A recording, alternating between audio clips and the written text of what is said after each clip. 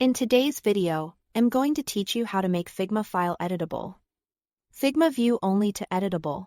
If you've opened a Figma link and found you can only look, scroll, and comment, don't worry, that just means your permission is set to view only.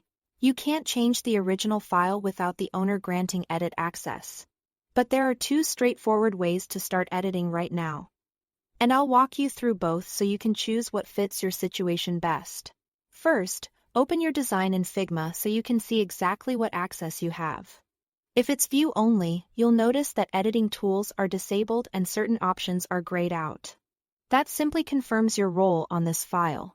From here, the fastest way to get moving is to make your own editable copy.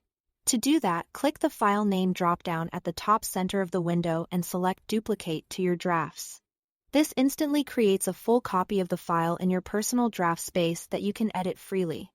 It's a great option when you need to explore ideas, tweak layouts, or practice without affecting the original. A helpful tip is to rename your duplicate so it's clear. It's your working version. Keep in mind, edits you make in this duplicate will not sync back to the original file.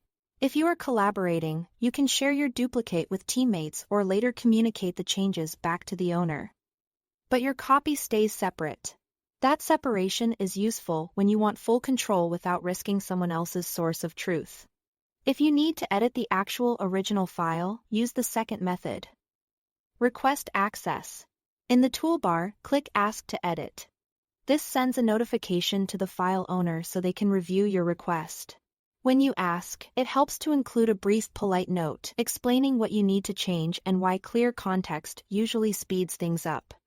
After the owner adjusts your permissions, you'll be granted edit access and can work directly in the source file alongside the team.